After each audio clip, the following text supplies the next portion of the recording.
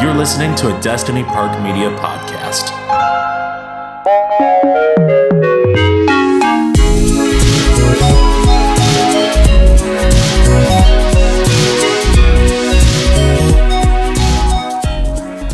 Welcome to Oculus Slide Podcast. Let's slide. Let's do it, baby. All right. So this is our 13th episode. Yep. I believe that's a lucky number. Lucky number 13. Am I wrong? 13 and 7. Those are the lucky ones, right? I think 13 is so lucky they skip that floor in hotels a lot of the time. Because there's also this thing about not Friday the 13th, but there's something, I think you're right. There's something also like ominous about 13 that I can't 13. remember. 13 is renowned as being a bad luck number. Yeah, that's right. But it's Taylor Swift's birthday, December 13th. I think that's what you're thinking of. And her aura's changed the whole meaning of 13 now. Now yes. It's a positive day. Yes, she's made everything better. A folky positive day. Anywho, Let's Slide is our new tagline for the show. There's gonna be shirts, jackets, wristbands. Let's slide. Who rocks wristbands anymore? Now we're having fun. Yeah, but little fanny pack. but I do have to open this episode with an apology. Yep. So last week, come to the congregation. Last week we were having fun. We always do. Mm-hmm. But I got a little carried away, I guess you could say. I let you go loose. Yeah, I let you go loose. And I guess I'm really learning a lot through this podcast, and I'm realizing that, like, not only am I a bad pronouncer, Are you a bad pronouncer? Yeah, I'm also a bad listener, apparently, because last week, throughout the entire episode, you've been calling me. I've been mispronouncing your name this whole time. It's actually Mikael, not Michael or Mike. Yeah. We talked about this anime called Kotaro Lives Alone, and I spent the entire episode calling him. I think his name is Kotaro. Yeah, Kotaro, like 2 O's. Yeah, and like a U at the end. Yep, and that's not how it's pronounced at all. Unfortunately not. I even have the self-awareness to know something wrong is happening because I go, I hope this isn't an octoroon. Yeah, because you felt it. It's so funny that, like, my brain could tell something was wrong, but because I am constantly feeling wrong, OCD stuff, I'm just like, I just gotta move past it. Yeah, you just barrel through it, which I think honestly is generally the right move, is to barrel through until someone stops you, which is, I guess, my fault. I should have stopped you. Should have put the brakes. You found a way to sort of, like, placate my ego, and then also do that to people. Still subtly pronounce it correctly. You're like, it's like, I think you're right. It's like Kotaro. Yeah, Kotaro, yeah. And I'm like, so Kotaro. I'll sit there and, like, second guess my pronunciation because I'm like, wait. Anyway, I'll just keep going. I think I could be wrong, but I'm going to keep going. It's full on gaslighting. I believe it's Kotaro, and then, like, the title of the show is right there in front of us on the screen. Yeah, we're just ignoring it. Yeah. It would be really fun if we had a moment where you're just like, Mike, it's not Kotaro. It's Kotaro. You're pissing me off. Bro, stop. Hey, you're going to get people really upset. So we got to make sure we're pronouncing things. That would have been embarrassing, I guess. But so you and I have been talking a lot about a certain show, and I have been pronouncing the names very well. Yes. I'll have you know. Probably better than me, honestly. Yeah. I do have that side of me where I think that I'm good at pronouncing stuff, but it's happened twice now where first I'm saying Akaroon, and I'm saying Kotaro. But this is a good show gag. This is kind of what I've come to the conclusion. So, like, I want to keep doing that for other shows that we run into. Yeah. Unfortunately, it might have to be you always doing it because you've already set the pattern. No, so we can't force it. That's true. We can't. It's just going to happen because, like, we've established, and all my previous relationships have established, I'm a bad listener.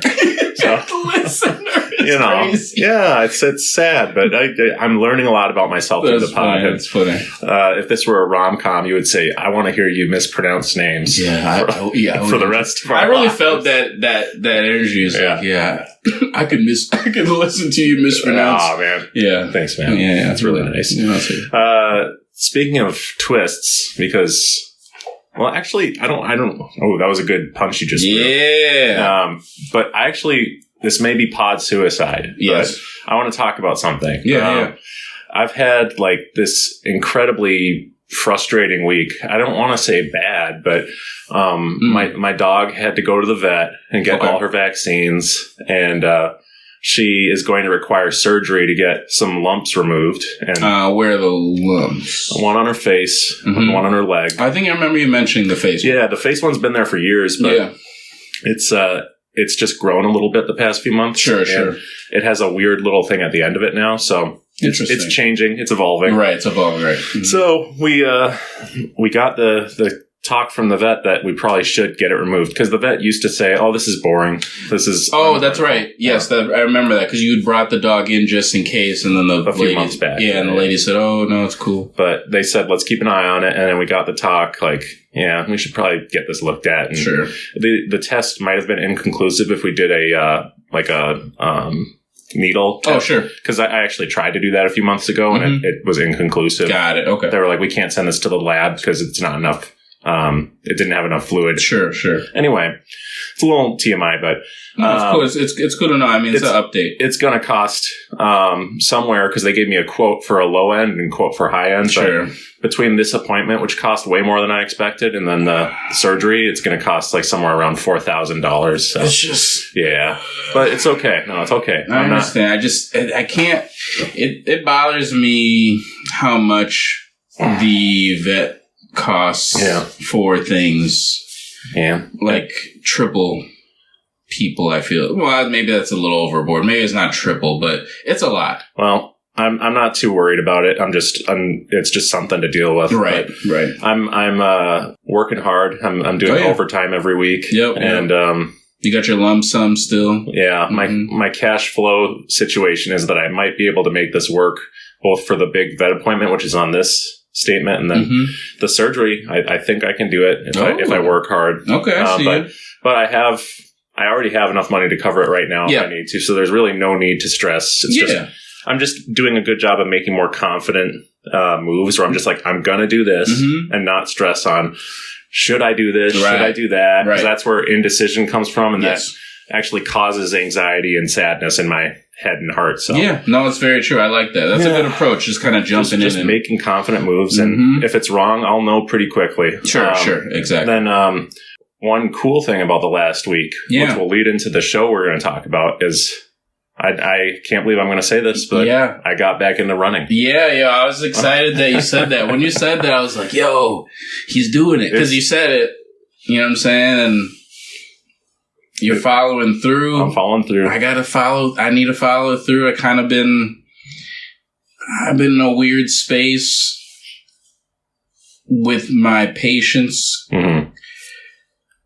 It's my strongest suit, but it gets tested the most. It gets tested the most in times like these. Yeah. And so my mood is not there enough to where I feel like energized in that way. Kind of like in a holding pattern in a way, unfortunately. But so when you said you were running, I'm like, oh, nice. Okay, he's getting in it. And I'm like, yo, I gotta find some boost to like start getting back in the gym and just tighten it up a little bit. You know what I'm saying? Like, let's do it, man. Changing the food up a little bit. You know what I'm saying? I still enjoy my food. I'm not going to never not enjoy my food. Same here. Yeah, but I want to keep it. I want to have moments where I'm tightening it up from a food perspective, and then moments where I'm having fun with the food again. You know what I'm saying? Like, have more of a balance rather than just kind of shooting at all the fun stuff, fun eating stuff. So, well, when you go too far in one direction and get hyper focused, let me speak for myself. Sure, that's something that I can't maintain for extended periods. Right. So, like, that's why I'm running once every other day. I'm not like gonna go and say I'm gonna run every day and not take a break. Like, I'm doing every other day. That's great, though. And just improving little by little every day. Nice.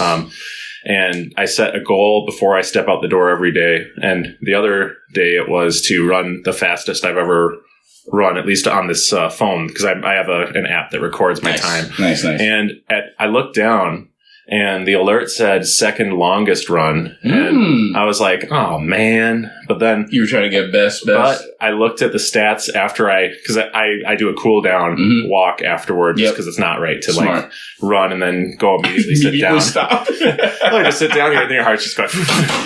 Yeah. And you're like, I'm just sitting here. My heart feels fine. Guy who has no awareness of his own body. Heart feels great. Heart feels pretty good. Yeah. But I looked at the stats and I don't know why they led with that one because I looked at all my times and it was my fastest time. Oh, nice. I've run for a mile. And I've actually, in this past week, since I've been doing this, my mile time has gone down more than a minute because every day I just keep going. Like what I realized was that I would get into like if I run up a hill and the route I take has a few different hills, it's hard for me to mentally change gears back to going to my original pace. Okay. Like my body goes, all right, it was really hard to run up that hill. So even though everything's flattened now, I'm still like mode. Still kind of hill mode where it's like, I know another one's coming up. Yep. But I found a way to like switch gears and go, no, come on, push it.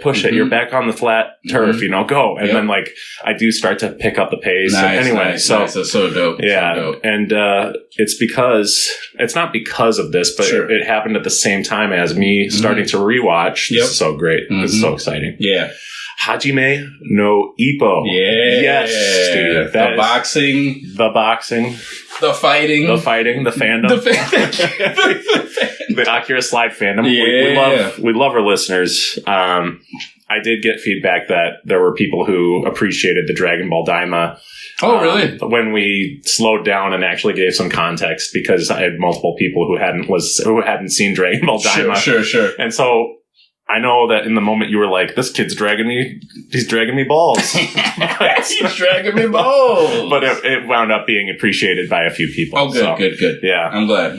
And that's not like me being proud and like trying to say I won. I was just wanting to let you know. Yeah, no, I'm glad to hear that. And I won. Yeah, I thought so. To quote Gojo from Jujutsu Kaisen, listen to me overpronounce the titles now. Jujutsu. You're like, today, Junior. So anyway. But Hajime no Ippo, for those of you who haven't listened to our previous coverage on it, because we are a serious news podcast. Yeah, serious news. We do coverage. We do. It's a show about this young man named Ippo, Makanouchi. Yeah, and Makanouchi. The show starts out with him being kind of a wimp. He gets bullied and stuff. He gets bullied. He helps his mom out with their fishing business. Yeah. And he's getting bullied particularly hard one day, and this mysterious track-suited man steps in and saves him. Yep. And he says, I wonder what it's like to be so strong. And the show does a great job of showcasing what it's like to be a young man and develop your interest. Develop a hobby. Yeah, you develop a physical sport, a physical hobby. You are trying to overcome your thoughts about how you think about yourself, pushing your body and your mind. But I think this is why it works for like people who are otaku, for lack of a better term, because when you're watching this show and you don't know why people get into sports, I think that's what I'm saying is that like the mentality, you can see yourself in Ippo's shoes because that's how a lot of us got into like manga or anime. That's actually a really good point, man. They do a great job in the establishing episodes of like showing him reading the magazines and like developing. He's not just trying to get strong. He's also like a passionate young man who gets literally carried away. Yeah. When girls make fun of boxing. Yeah. he becomes, I think, obsessed with it. Yes. But he uses the obsession in a proactive, positive way. Now, exactly. There's a lot of times where you become obsessed with things and it goes a negative route. Yeah. Ippo, there's always two ways to take things. You can go positive or negative with it. And Ippo takes on that passion and puts it in the work. And then out of that, you get Ippo's journey. Yeah. And along with that is my journey. Yes, exactly. As it coincides. Because I watched the first 3 episodes a few months ago, and I didn't know that I was going to pick it up again once I got into my friend Kaiji's show. Yeah, absolutely. Kaiji, the ultimate survivor, as some have called him. But I was just looking for something to watch that was not kaiji. I had rewatched the series, pretty much all of it. Sure. And I realized, I should probably check out what happens after episode 4 of kaiji. Or sorry, no, see, there you go. Of Ippo. Yeah. Let me just watch it one more time. So I watched it one more time. Come on, pull it up one more time. Just kidding. No, so Ippo is on Netflix now. Yeah. And English dub. I did pull up the Netflix, and I think sub is on there too. Oh, that's right. You told me that. Crunchyroll checked it out. is the one with dub only for some reason. Right. Or it was. But so I got a Netflix account, and I was betrayed. Whoa. I was betrayed because that's right. We had this whole thing. Yes. I'm glad we're talking about this. That's right. For some reason, Ippo, and only Ippo, has a glitch on every single episode where it shows half the screen is flipped on the wrong side of the screen. And then it's also got weird color issues. Yeah. And ghosting. This is bizarre. And it's not Don to Don. The ghosts are not part of the show. Akaroon. Ghosts or alien. Yeah. So that was a That's huge, unfortunate. It was a betrayal. That really is. Because what the I checked mine. I'm like, mine's is fine. only Mike's. Only Mike's is messing up. Where and it was a show problem. Yeah. It's not the other episode or the other shows. And it was. I checked out other standard definition shows too because I'm like, maybe it's because it's standard definition. Right. No, it's just Ippo. Some idiot. They go into the code. It's like, we're trying to watch Ippo again. Watch I flip the code. Well, maybe they were rushing to get it off of Crunchyroll. Oh, sure. And they messed with the codec. Yep, the codec's completely screwed. We put a wrong codec in here. You know what? I just found out Elon Musk was in charge of he's bringing Ippo. Well, some stuff we do will be wrong. Woo! This little jump. Dude, if he could have watched Ippo, then he might have not turned out to be such a That's what I'm saying. disappointment. You could have used all that angst and nepotism. It could have little nepotism. Yeah, could have transformed into something else. Or honestly, you could have just stayed the course of being a true nerd and not gone Hollywood and fed into your own, fandom. Yeah, this is what happens. The cult. This is what happens when you eat your own shit. Yeah, you turn into a thing. A thing that I do not recognize. Yes, unfortunately. But I didn't give up. And this was actually before I started running and feeling that satisfaction of not giving up because there's moments when you're starting out running again where your body just feels like it can't. Yeah. And you just keep doing it anyway. Yeah. A breakthrough, yo. On my first day back running, I actually did walk up that final hill. Yeah. I can see that. I thought I was going to pass out. Right. And so I was like, shoot. Right. So I slow down. I was disappointed, but I walked and then I looked at my phone and saw I was making great time. And then after I finished walking up the hill, I started running again. Nice. So that inspired me to the next day, my goal was to not walk up that final hill, and I made it. And then the third day it was to do my fastest time yet. Nice. And so I've whittled down that time so much. It's so cool. It's cool that you're doing that. And Ippo, the guys that are training in boxing, sometimes honestly I forget that running is part of boxing training. I'm very so focused on the physical fist movement and heavy bag and speed bag and mitts and all that. But running, you gotta have the endurance is so important for a boxer. Yeah. And I forget about that. Yep. It's something I'm gonna have to work at too, because I think I mentioned in our early episode when I was geeking about Ippo, I want to do that I want to train like a boxer as if I'm going to be a boxer, but not really. I might spar and stuff like that if I get to that point, but I would love to train as if, doing all the things so going to a gym, a boxing gym that has a coach or a trainer or whatever and train boxing, box train. No, but running's awesome. Is probably going to be a thing that I have to do myself. Yeah. I bet. Because, you go into the gym, I don't know if we, like the show, like they're going to take us out a path where we're running. I don't know if that's something that they do. I think that'd probably have to be something that I would have to do. So, well, it could be fun. I almost sense it to be that it'll be fun. So it's something that I want to do. It's something that'll happen along the lines. I like that you're taking initiative and just starting the running shit. Mm-hmm. I need to take the initiative and start just tightening up in the gym and because I had goals, and I still have them. Well, and I remember that one of my goals that I set a few months back was to be able to do 100 push-ups. That's right. I forgot about the end of the year. Your push-ups. So next week I'm going to be starting to get my push-ups going along with running every other day. I respect it, man. It's going to be, and then I'm also trying to get better at guitar. Nice. And I have a show that I have booked. Oh, nice. By the time this comes out, I think there will be an announcement. But nice. That's first full band show in 10 years. Oh, sick! Mm-hmm. Full band show. I hope you can make it. Yeah, I would absolutely love to. I would love to come to that. Absolutely, that'd be dope. And then I will say, this is from doing road work. That's what they call it. Road work. That's it. Slide. Yep. Mm-hmm. Or not Accurate Slide. Oh my God. Our podcast is, we do a lot of road work here. Yes, I do a lot of road work to get here. That's true. I meant to say Hajime no Ippo. Of course. First I called it Kaiji, then I called it Accurate Slide. It is the Accurate Slide pod. That's true. And we're talking about Ippo. But no, I think, go ahead. You were talking about Ippo and road work. So I have caught up to episode 28. Nice.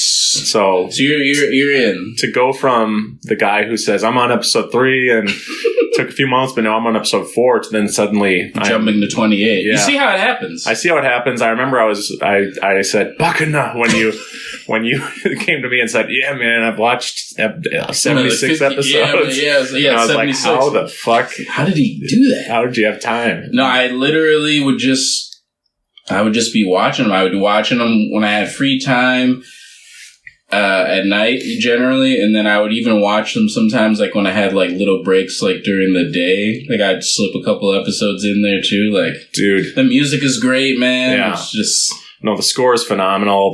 I love when it's a guitar and synth, like the theme when he's training. Mm-hmm. It's weird. Most training shows or training sequences in shows, they'll try to like show training as like a super hype thing. Yeah. But the way Hajime no Ippo shows it sometimes, it's like really intimate and like deeply personal, and like all it is just a guitar and some synth, and that's his training theme. Because there's a lot of thought that's going on in his head because he's thinking about mastering a technique.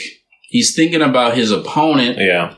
And he's trying to game plan for his opponent while thinking about this new technique. And so he's trying to put these 3 pieces together. So this is like some chess shit. Like, you gotta think about, I think people think of boxing as like some barbaric guys just going in the ring, throwing their arms and knocking people out, but it's way more, it's more into it than that. It's more analytical. You have to be smart in the ring. You have to understand your opponent. You have to understand your limits, how far you can go with it, and how far you think your opponent's willing to take it, and you have to estimate that. I love that. The way the show has matches, like they are, what's the word here? It's like they're special. Like, it's not like every single fight is all 4 rounds. Like when he fought Hayami, which was this really promising boxer that he was fighting in the semifinals before making it to the Japan tournament. Yes, the Japan tournament. Yep. South Japan rookie tournament. Yep. But he was built up as really powerful and really dangerous. Yeah. And that fight was over in a round. Crazy. But the show presented it in such a way that it was so dramatic. And you all right? Yeah, hiccuping. Oh, okay. No, I figured. I just want to make sure you weren't like just sick. Like ready to heat. Yeah. No, just hiccuping. You're just remembering some of those blows.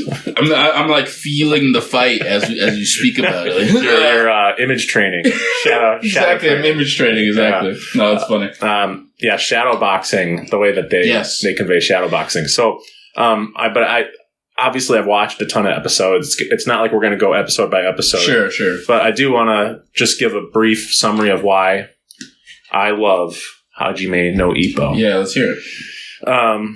I love that the show takes the time to get us to know most of Ippo's opponents. Mm-hmm. I was actually blown away by that the first time they did that. Because they wound up making you kind of feel bad and root for this guy who had become lazy. Like, he had become complacent as a boxer. Yeah. He was skipping out on road work to go on dates. Yep. He had talent, but he wasn't trying so hard. And then his girlfriend, who is the daughter of the trainer at the gym. Oh, yes, that's right. Yeah. Not only is she going to break up with him if he loses the fight, but if he loses, the trainer at the gym basically says, we're not going to sponsor you anymore. Yeah. Like, you can't go into this competition on our dime anymore. Because I think the show hasn't really conveyed that as much, but I think that, like, these gyms are basically pinning their hopes on guys like Takamura, who is Ippo's like mentor figure, kind of. Absolutely, he's the mentor figure of Ippo and the rest of the young guys that are in there. Hey, big guy. Yeah, like, they all call him big guy. Yeah, because he's a middleweight, I'm pretty sure. Yeah, but that having each gym have like their guys, and it's like a group, and like you're rooting for everybody like to prosper so that the gym and the coach can get more light, which brings in more people, which brings in more money and all this other stuff. So, and I think the only reason I mention that is because in Nikaido Hell Golf, which we talked about a few weeks ago, they talk more about the financial realities of like sponsoring people who don't wind up winning championships. Oh, sure. Okay. So, that's interesting, actually. That's interesting. But so I would imagine that they are paying for Ippo to go into these tournaments and stuff. Yep. But I love the fact that, like, you for a guy like Jason Ozma, like, Jason Ozma, they build him up and I like him. They make you feel kind of nervous about this guy in his first appearance, and there's like really dim lighting at first, and then they reveal like, oh, he's actually like nicer than super Ippo. Nice. Yeah, he's like super nice. He's like even nicer than Ippo, which is crazy.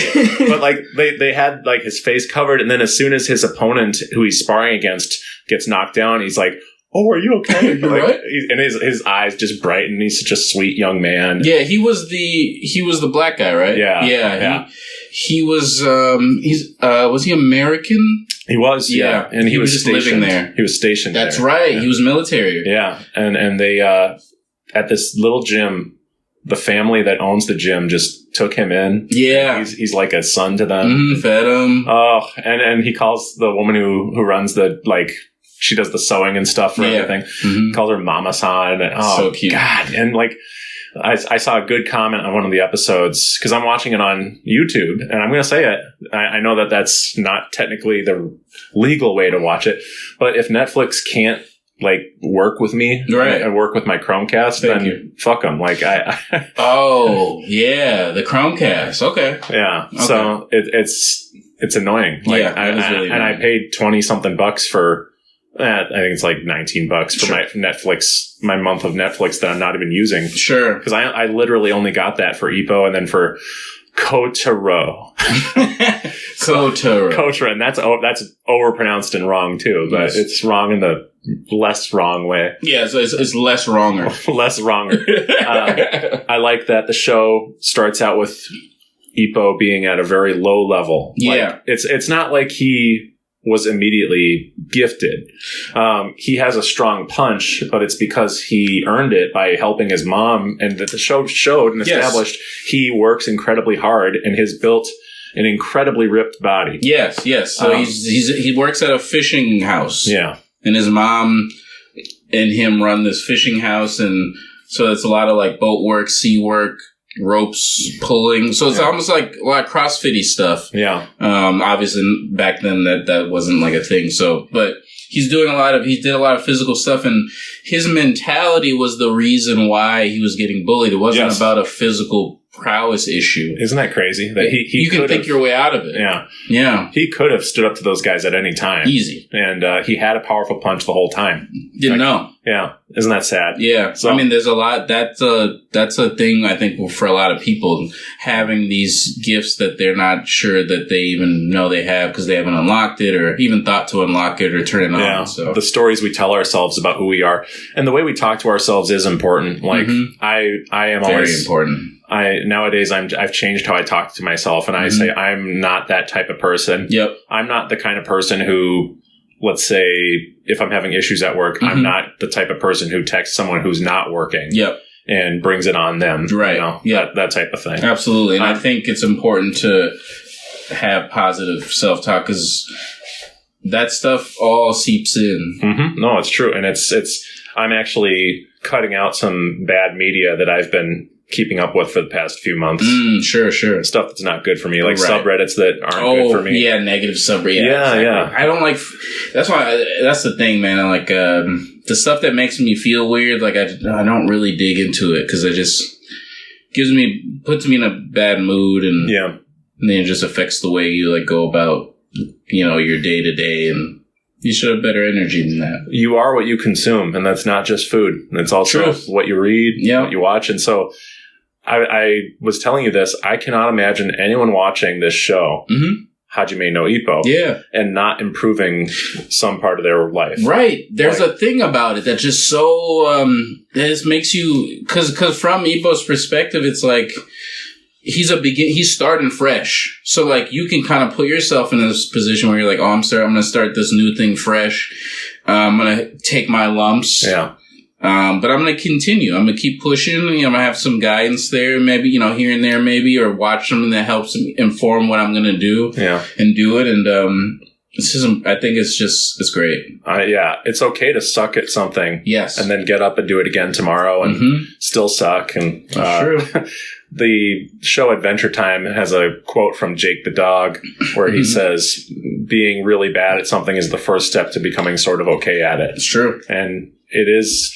All it is a matter of just getting up the next day and trying again. Yeah. And you got to be not afraid of the failure piece because that's going to come regardless. You will catch all 10 leaves eventually. You will catch all 10 leaves. Great scene in the show. Yeah, and that's one of the best training sequences is they really conveyed how much time it took and how frustrating it was. Yeah, it was a couple weeks. Yeah, it wasn't something that he even though he was out there all night, it's not something that like he just like, oh, I got it. Like it took a while. It's funny because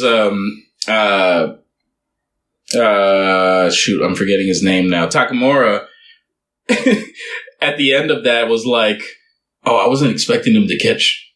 Was it? I wasn't expecting him to catch all the leaves or like with both hands. It was something that he wasn't expecting Ippo to do. Well, first of all, he didn't think he could do it. He wanted Ippo to just give up on boxing. Right. But the twist was Ippo thought he only could jab with one hand. That's what it was. That's what it was. Holy shit. He didn't realize he could use both hands.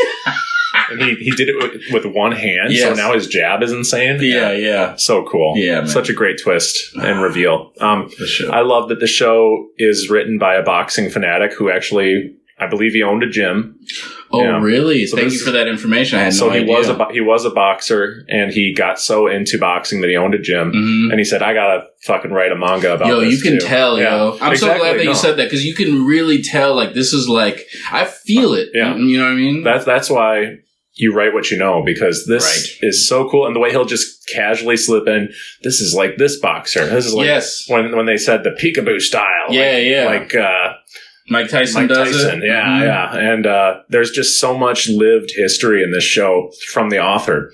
I really like that they don't. Authentic. Yeah, I really like that they don't. It's not like in fantasy. No. It's in reality. It's in like history. It's like boxers. Although. Yes. One of my favorite things in the show is how there is one character who feels slightly fantastical, and he is I would call him the main antagonist for this first big arc I've just finished. Sure. Which is, what's his name?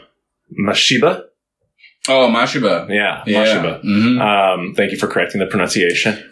You can tell. I think it is Mashiba, actually. Yeah, you could tell, like, I've heard the guy's name, like, a bunch of times. He's sick, though. He is a lanky guy who uses the Hitman style. Yeah, he's got that, damn dangling arm. Yo, the sound effect? So great. But the moment he first used that on Miata, I was just like, oh, no. Yo, he was going in, yo. The way the animation is for the flicker jab is just Mr. Fantastic style, smearing, bending, stretching. Yep. So he's got some fantastical feats that are not like they're conveyed through the animation in an out of this world way. Right, because the technique is wild. It conveys the technique, exactly. Right. So it's a great way to use the form of animation to tell the real life flicker jab technique. That's something dangerous. Yeah, it's dangerous. And when he gets up after Ippo knocks him down, or no, sorry, he doesn't get up. He was elbow blocking Ippo's giant punches. That's and right. For a while, his arm seemed to be like broken. Yeah. He couldn't use it. Yeah. But when he pulled his arm back up and then started doing he did one more flicker with it. Yeah. It's like, okay, this is like a fantasy character. Yeah. He's crazy. He's like, he's digging deep. He's like, on my elbow. So again, this is going to have to be a small discussion just because we can't spend all day on That's Ippo. true. We love Ippo, obviously. I love the show, and it's not perfect by any means, but it's being added to this like small list of anime that like I love. So Same. That would be, and these are anime that are just like now intrinsically linked to my personality. So stuff like Kaiji, stuff like Dragon Ball, and stuff like Ippo. Yeah, That's Ippo's great. I love Ippo. I can't wait to see where it goes from here, but an update on my end is that I finished the second season. There's a third season left. Or excuse me, the third season I think is the final season, which I think is called Rising or something like that. Nice. The second season was called New Challengers, I'm pretty sure. And so it's a great ride.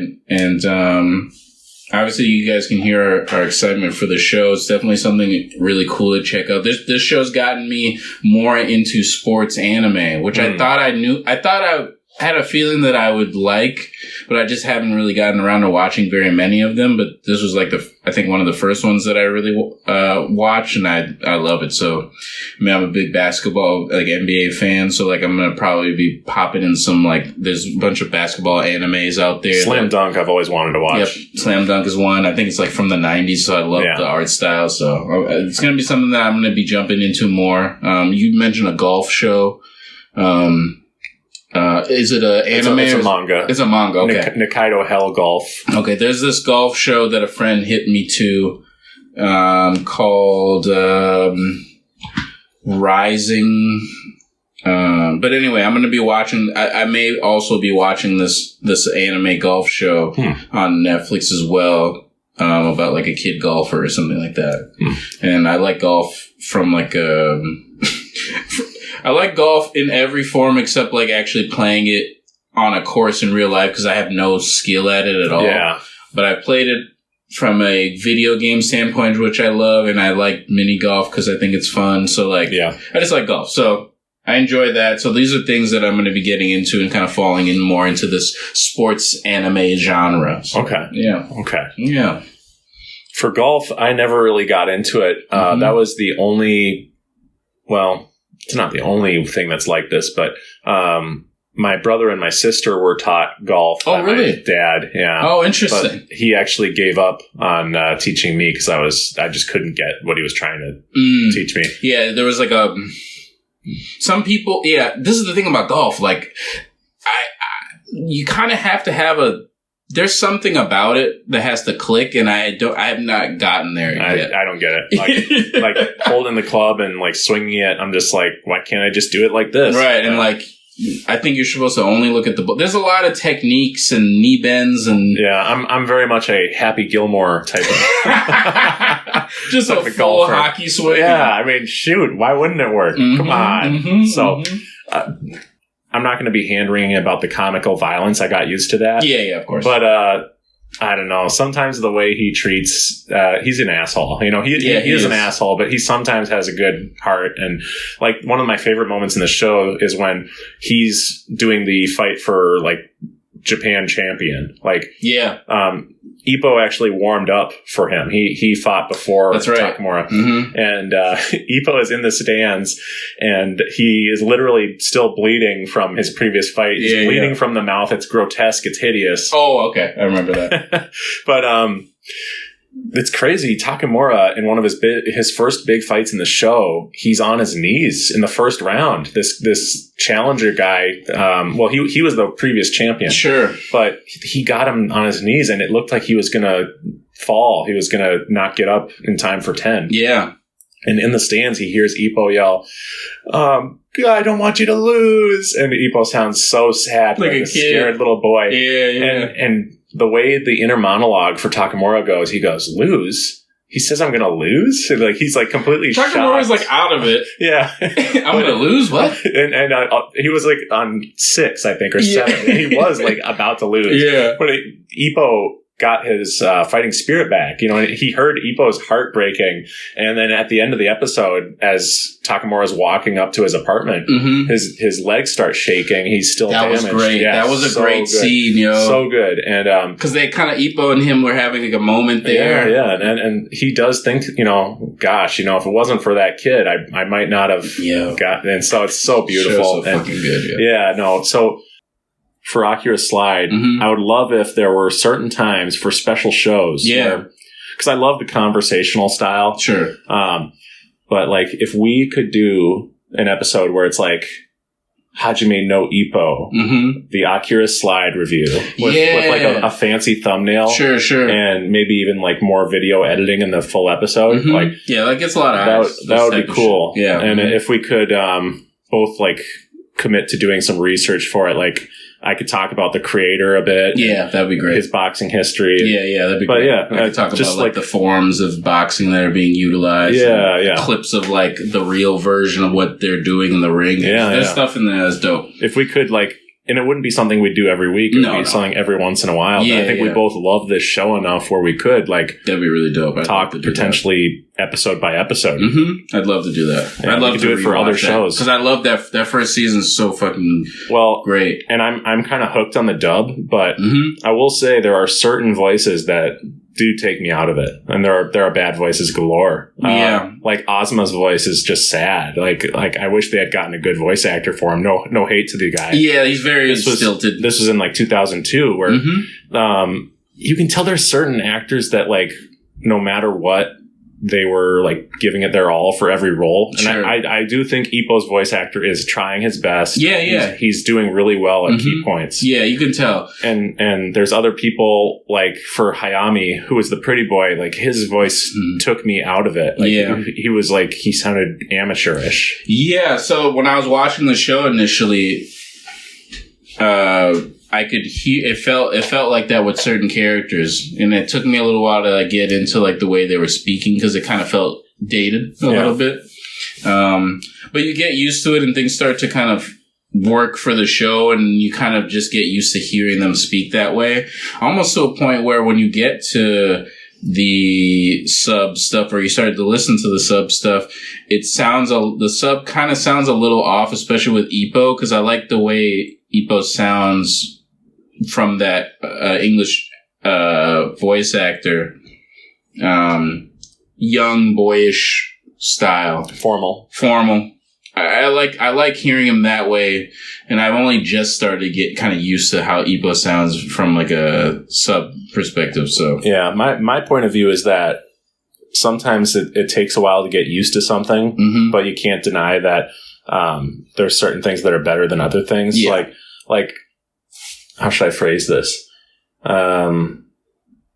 Like sometimes I will really love a show's sub version, but I will listen to the dub and go like, "Oh, that's really great too." Yeah, I'm just more used to the sub version. Yeah, absolutely. But I'll still prefer it. But for like a show like this, like I'm used to a lot of this dub, and so that's why I'm keeping up with it. Right. But most of the sub, I would say, sounds much better.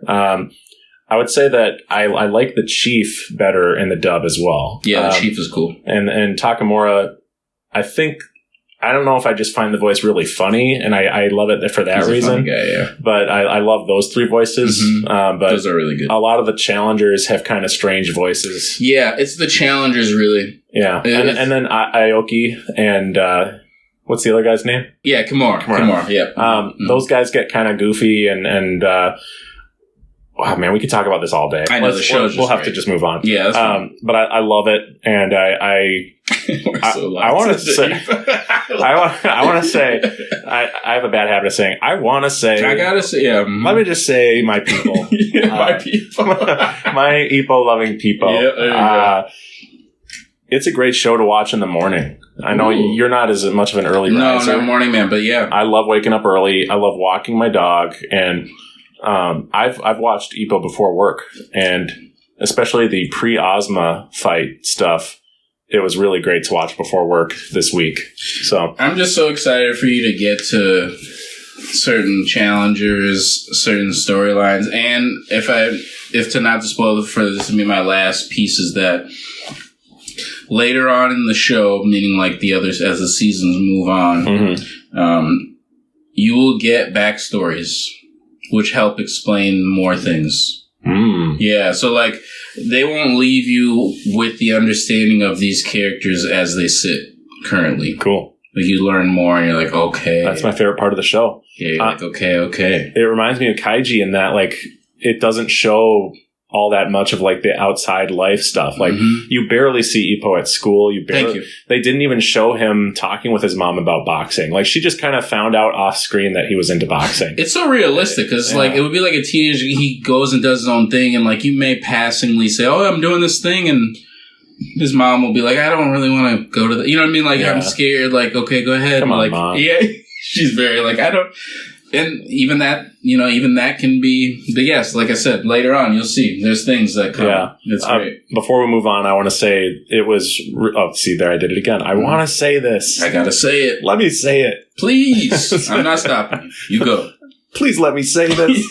So there was this moment where he is facing off against the Hitman style. Yes. Of, forgot his name. And he wins. Oh, well. It's so weird to talk about anime because it's like, this isn't a spoiler. It came out 20 years ago. The show's that old, but I think they won't remember that. It's fine either way because actually the show is 70-something episodes. Yeah, and there's so many different fights. Yes. Anyway, so Ippo wins, but he thinks back to all the people he fought on the journey to get to this rookie championship. Yeah. And I just thought I was driving here and I thought, wouldn't it be funny if he also thought of the guy who was headbutting during their match? I mean, he thought of even you headbutting bastard. That piece of shit. But no, that's one of the only people that, and I realized that Ippo, when he doesn't like someone, he does not think about them and get angry and go, I hate that guy. The worst thing Ippo can do about you is not think about you at all. Right. And so that guy, he will never think about him again. It's like, fuck that guy. And I don't even think about him. He only thinks about people he's mad at if they hurt his beloved Miyata. Yeah, he loves him. Anyway, we gotta stop. Well, with Ippo, but now you got me onto the Miyata thing because that is the most homoerotic thing in anime history. He's very obsessed. Yeah, and they both are like there's mutual homoeroticism. There's the other guy's like trying to play hard to get. Dude, that scene where Miyata comes to visit the gym and then he trips and falls like with his face on his butt. And then they say... I forgot about that. Dude. But yeah, we should move on. Only because I'll just keep talking about the show. I'll be like, oh, so Miyata, this, that, and the third. We will continue some of our Ippo talks as we move on, because Mike's going through it. I'm going to be on the third season. I wish that we could have like just done voice memos after each episode where like, I'm like, dude, I just watched episode blank. We could. Yeah, that would have been fun. We actually could. That would have been fun. I think we still can, honestly, if you want to. I'm 28 episodes in, though. It's too late. I know, but the voicemail would be fun just to play during the show. Like, here's a live reaction of what I thought. And we could add the music under it. Yes. Yeah, that'd be great. The little training Yes, montage. The training montage music.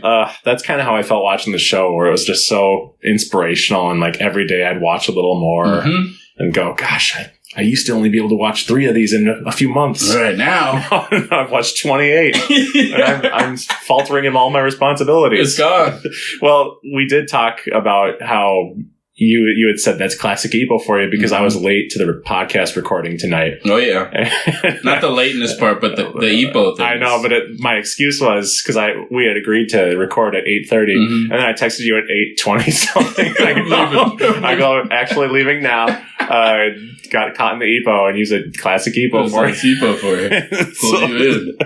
Fucking great. So true. Yeah, classic show. That's when I couldn't leave it at him, like, the match being undecided. I know, because what's happening after I would literally be talking to you and I'd be going like mid-match, like, what is he? Did he? He's still in the middle of the punch. Yeah. I would just be like, well, I don't really know how I feel about the show because I'm in like the climactic battle of like this thing that's been built up for 28 episodes.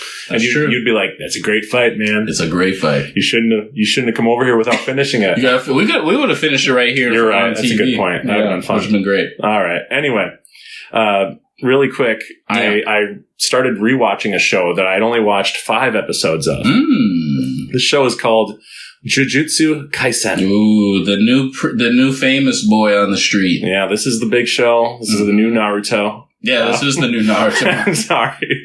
I'm already stepping with the wrong foot, but it's true. It is I started watching it last year, and I watched it with my buddy Ian and Jamie, his partner. And I was in the middle of like a really difficult like heartbreak situation. Sure. So for some reason, I don't know, when I'm like that, you don't remember this because you're happily betrothed, but when I'm in that mode, I can't really absorb like culture unless it like is like really speaking the same language, like a really sad, same language, sad breakup movie or like a rom-com that gives you some glimmer of hope. Yep, I had an album like that. Yeah.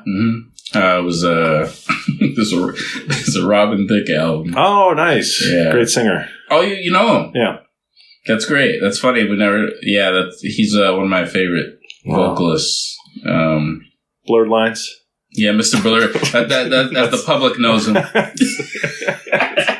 I'm like, great singer. Blurred Lines. Blurred Lines. Yeah, no, I knew him before that. But, yeah, of course. Because he's a silky smooth singer. But, yeah, man. Blue-eyed soul. Anyway, for anyone who's going through a bad like breakup or heartbreak, I would recommend the movie Swingers. That's a really great movie with Vince Vaughn. Vince Vaughn, yep. And it's a really classic movie, and it deals with like that obsession phase after heartbreak where you're just like, God, I really wish I could have done something different. Oh, she's probably like you're obsessed with what the person who broke up with you is thinking of you. And you're like, by the time you realize like, oh, they don't care about me at all, and like I need to move on for my own mental health, and if there ever were to come a day where this person reached out to you again that broke up with you, if you're taking the right path, by the time they did reach out to you, you'd already be moved on. Because it would take so long for someone who didn't value you to like even think of you again after.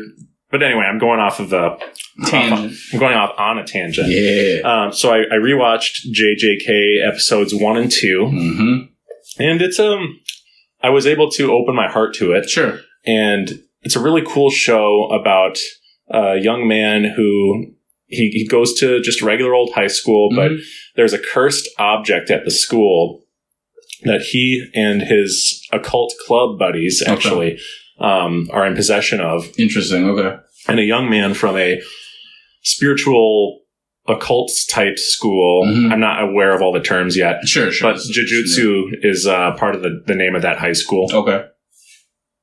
He basically tells him, you're carrying a cursed object. Curses are real. Yep. They basically come in the form of these insane creatures that are really freaky looking and powerful. Okay. And you and your friends are in danger. And what ensues is chaos. It's really great action, really creative, disgusting creature design. Nice. And there's a little bit of heart to the show. Okay. He has a grandfather who is very sick at the start of the show, and he visits him at the hospital. And the reason why he's in the occult club, even though he's in like really great, like phenomenally great shape, the show establishes, is because he wants to be in a club that he can like basically skip out on so he can visit his grandpa. I see. Okay. So, but it's funny because there's conflict there, comedic conflict with the track and field coach, where he really wants this kid to join track and field so they can win in the competition. I see. Because he's a super fit guy. Yeah, and that's how the show establishes that this guy is in incredible shape, because he pulls off some feats during the battle where I was almost taken out of the show, but I'm like, okay, they established that he's in really great shape. Great straight, yeah. It's okay. That's fine. But yeah, and the animation, this is like an event anime, where like it's a seasonal show. Mm-hmm. So they took their time to cook. Yep. And there's just some jaw-dropping visuals in every episode so far. Okay, awesome. I've watched the first 5 episodes, and I rewatched a year later these first 2. Okay. There's this character in the show named Gojo. Yep. And he is the source of the meme. You know the meme, nah, I'd win? That's him. And so maybe Mr. Whitehair, yeah, maybe that's why I liked him immediately. Even last year when I was in that bad state, I'm like, I like this guy. Yeah, he's a cool guy. Like when the cute girls would talk about Jujutsu Kaisen with me, I'd say, yeah, Gojo's cool. Yeah. Gojo's a cool guy. Gojo's cool. That's a good thing to throw out there. Where it's like, I've seen the show, but I didn't tell you my opinion. But, right. But he did bewitch me back then even. And and now even now, it's even better now. Sure. The bewitching factor. Of course, yeah. He's got more power now. However, more power on you. Yeah, his flicker jab. That's incredible. I will say that his mystical jujutsu flicker jab. Yeah, there you go. There's just one problem, which is I don't know if the nah I'd win is from the scene that I think it's from, but the way it's translated on Crunchyroll is like he's talking about this evil demon who's extremely powerful. And basically the concern is like if that demon were to become whole again, the student asks him, who would win, you or him? And he says, well, it would be incredibly difficult. And they go, so do you think you'd lose? And he goes, I'd win. That's how they pronounced it, or how they translated it. Right. But the meme says, nah, I'd win. Nah, I'd win is way funnier. Cool. Yeah, it's way funnier. Nah, I'd win. Nah, I'd win. It's so great. Yeah, it's really dope. But yeah, so you had mentioned that you might watch JJK. Yeah, because the show, I don't know how many times I've been asked to watch it. Yeah, you should watch this show. It's super dope. Da-da-da-da-da. I'm like, I'll get around to it. But I just never gotten around to it, and it's always been on my list of stuff to watch. I just never turned it on. I also feel, I feel in a position where I feel like the show is kind of like what would you say this show is comparable to, that's been out over the years of, the stuff that we've seen out there, the popular stuff that we've seen out there. I'll tell you what's been my struggle with it, because I'm not in love with it. Sure. Like we were talking earlier, and I haven't reached that moment where I'm like I did with Kaiji and with Ippo, where I'm like, I'm in love with this. Like it's what I think about when I wake up. Right. That makes it sound like I'm obsessed, but I'm not obsessed as much as I am actively invested. Right. Looking forward to when I can possibly watch again. Yep. Doesn't mean that I don't occasionally miss a day, but it's something that gives your life spice. And for this show, it's like, I'll make an appointment to watch it. Sure. But I have to kind of force myself to. Right. I don't know what it is about this archetype, but it makes me think of Naruto. The 3, they're called first year students for this paranormal school. It's like a black haired guy who's kind of a mystical, and kind of more serious fellow who's kind of not into the whole best friendship with the main character. Sure. The main character, he's goofy. He likes girls like Jennifer Lawrence. That's one of his kind of catchphrases. That's cute. He actually says Jennifer Lawrence. He says Jennifer Lawrence. That's very cute. I wonder how she feels, if she even knows, but I bet she knows. If I was interviewing her, I'd ask her about that. We'll interview her one day. Exactly. Buddy. There was one time where she was like, I shouldn't get negative. She was doing this press conference, and there was a journalist who was looking at their phone, and she was like, "Come on, buddy, put your phone down. Why can't we all live in the real world?" Oh yeah, I think there's a meme about her saying that. It's a funny meme, actually. Yeah, but the guy was English as a second language, and he was struggling. I see, and he was nervous. Yeah, so she was a miscalculation. And it's not like she's a bad person, but it's just like, come on. Yeah, there's a miscalculation. Just a cringe clip. Just cringe. I feel like I might like her, if I were to interview her with you. No, she seems cool. She's always seemed cool, and not cool in a cheesy way. I just mean cool, like a girl that we would know that might actually be a real person, as opposed to like a industry plant. Yes, industry plant. That's a term that's super loaded. I shouldn't have used it. It's true though. It's industry plant. But she does. So I don't think like I'm crazy about her. Like I don't think she seems awesome or something. But I do think she seems like you could have a conversation with her, and that's kind of the best form of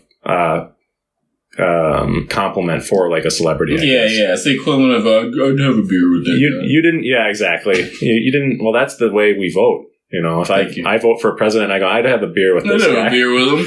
Yeah. That's how we got what we got. Yes, sir. Yes, sir. I would not have a beer with that guy. I wouldn't either, because I can't be stimulated by you. But and I don't even mean it from a physical standpoint. Yeah. But mentally. I should be very clear.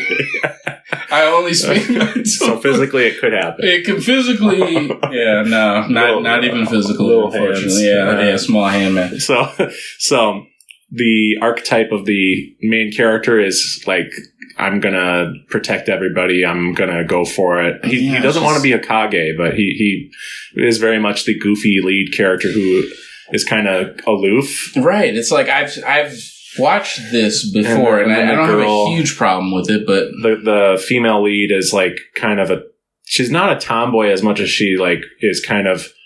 They make jokes about her face being like rough. That's very funny. Yeah, but like not ugly, but like just kind of harsh. Yeah, mm-hmm. And she's kind of funny. I like her. But the main trio just makes me think. And then the like Gojo character is like Kakashi. Sure. Like a Kakashi type character. It really makes me think of Naruto every like second I watch it. And my heart is open to it.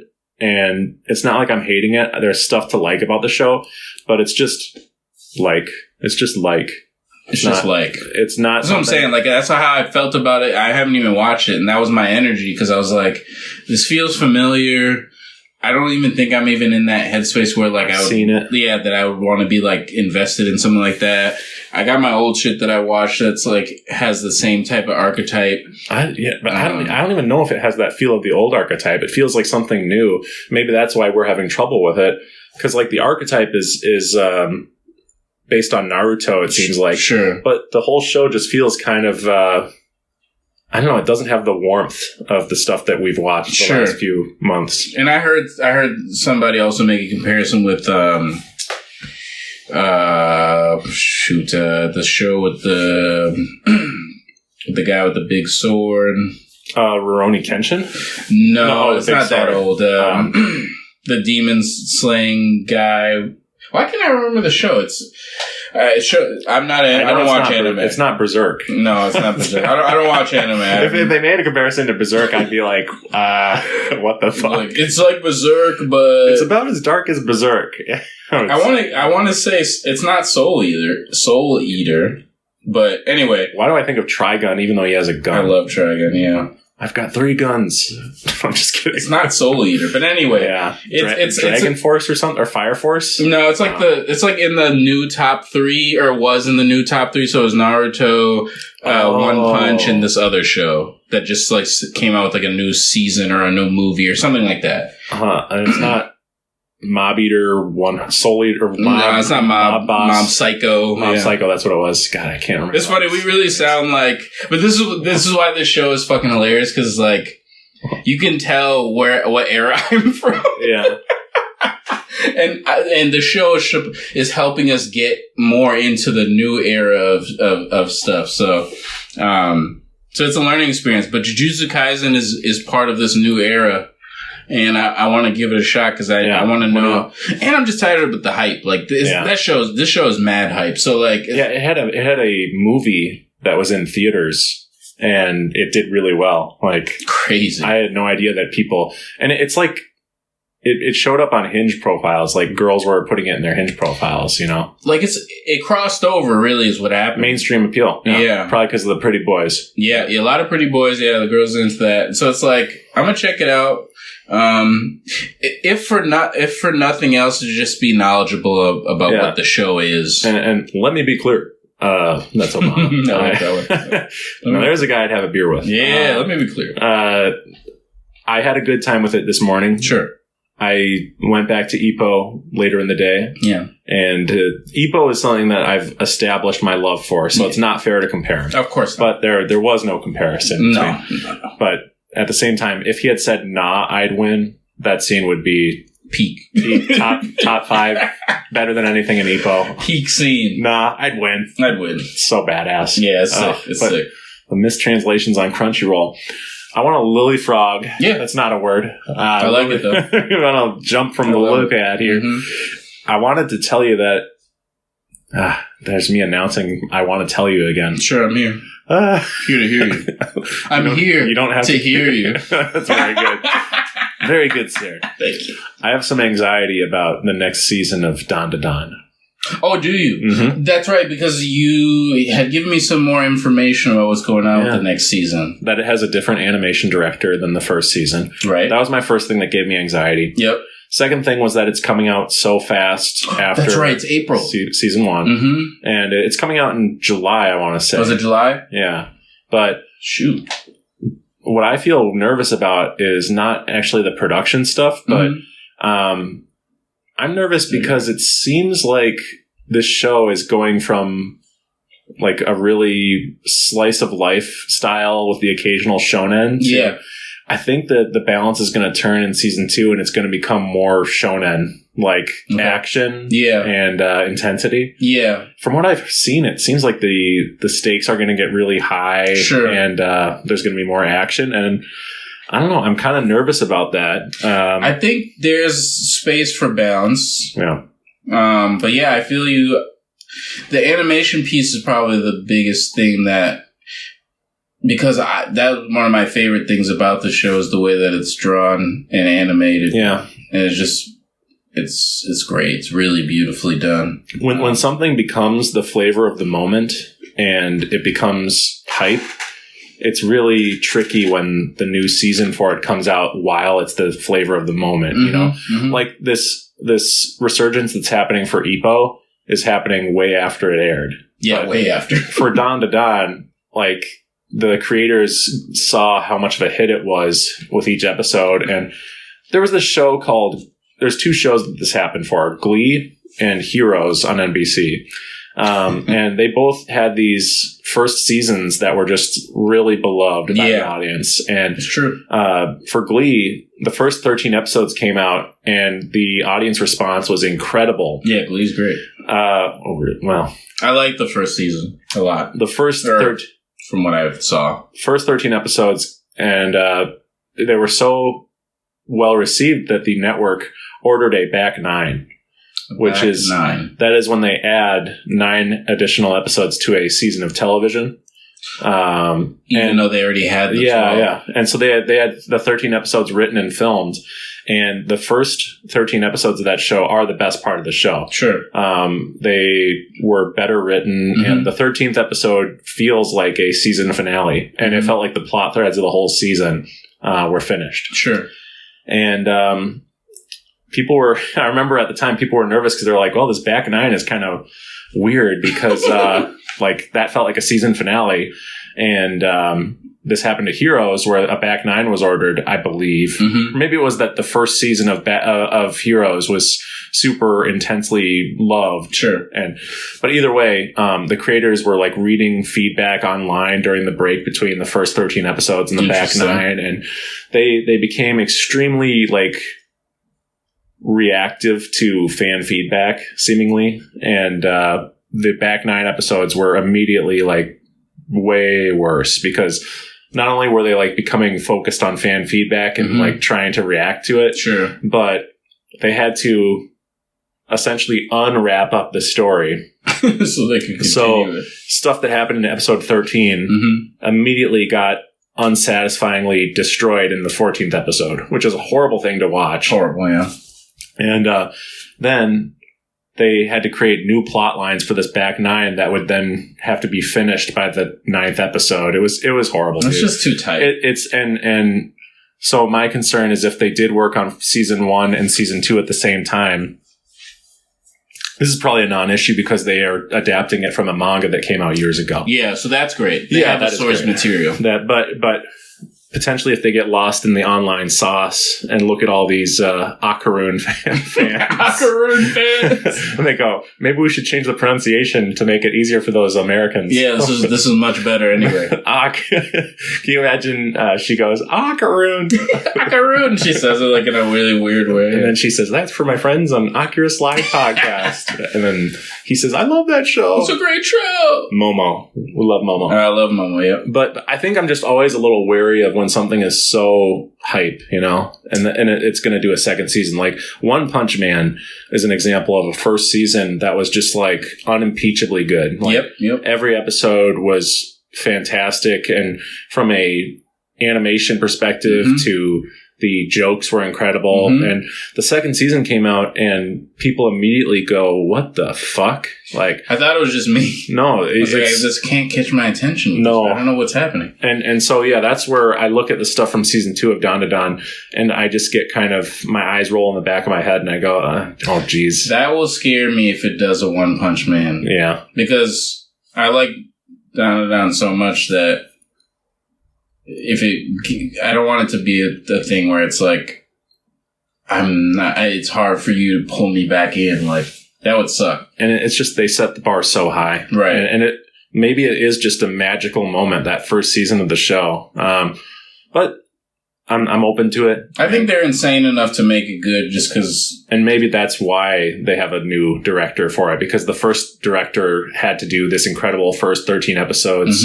They wanted to get the next season out, and they're like, listen, you just did that first 13 episodes. You did an amazing job. Yep. Don't worry. We have someone else doing this next season that's going to have a new, more shonen vibe. Yeah.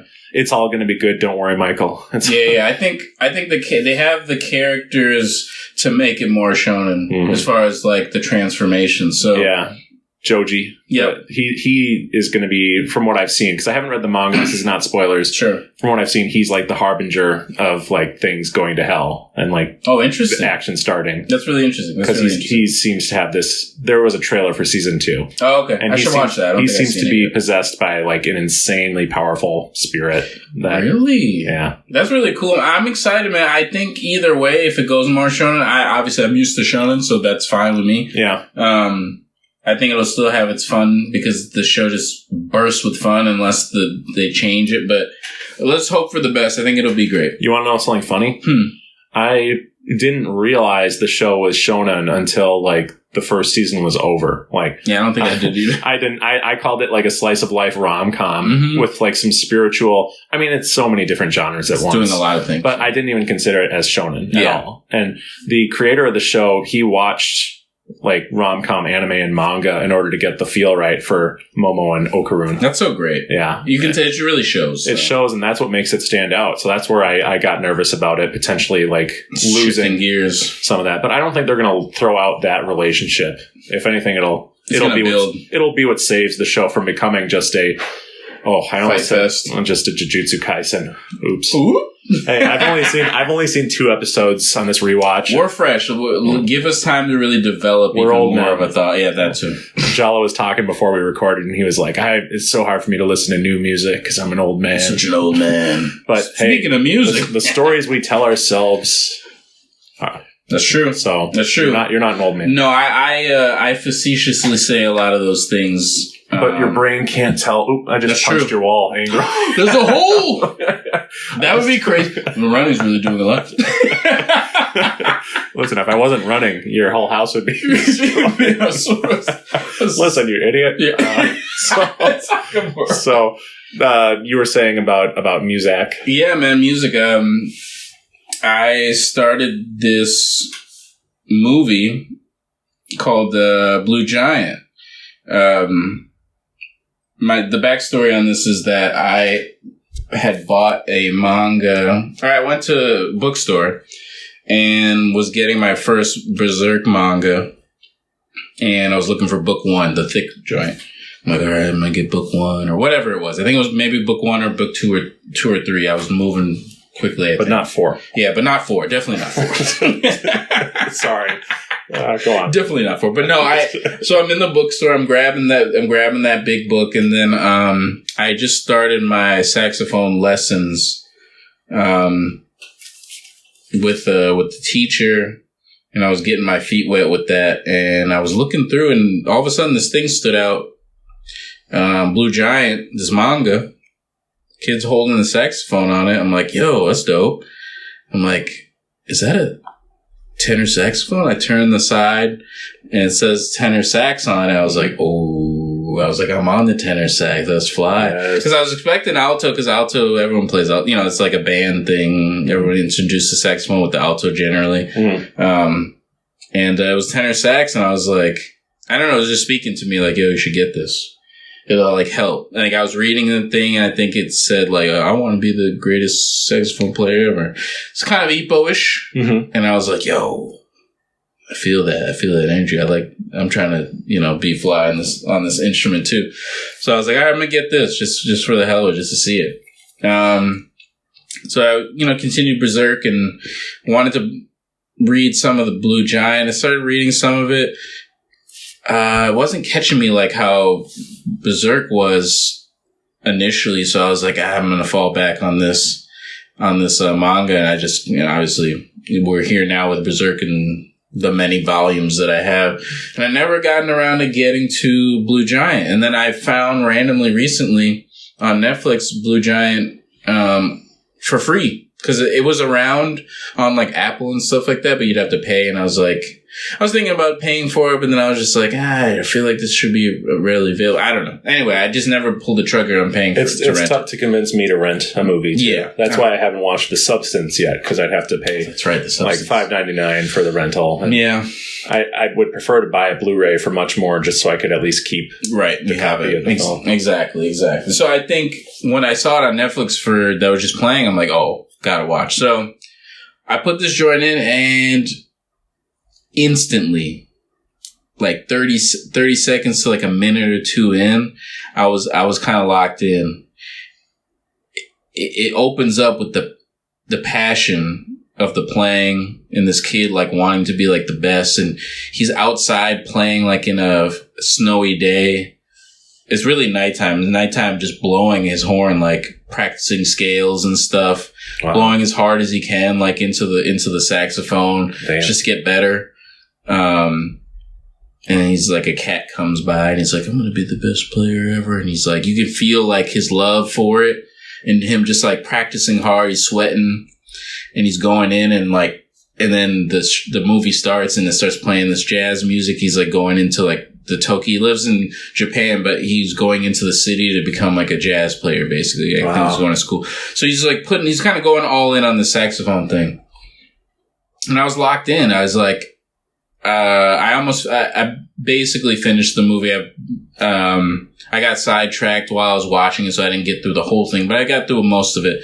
And what I got from it was just the love of the instrument itself and the love of the music. There was a lot of talk about this movie is for music lovers. Yeah. I think of any kind. So like, even if you were a guitarist or, a pianist or just somebody that plays music, even if you're not like necessarily a jazz person, there's so much passion in the love for the art form and the genre itself, and like feeling that same, feeling, especially for me who plays the same instrument as him. Like, there's this weird mirroring effect where I'm like, yo, like he's so in it. Like I need to be in it like that. Yeah. Like I need to be practicing like daily. I need to be outside playing it like loud, like just blowing on it, and it's a lot of this mirroring that's going on while I'm watching it. And I have a huge love for jazz, and so like when he's speaking about how like he feels it inside and he's been called to do it, like I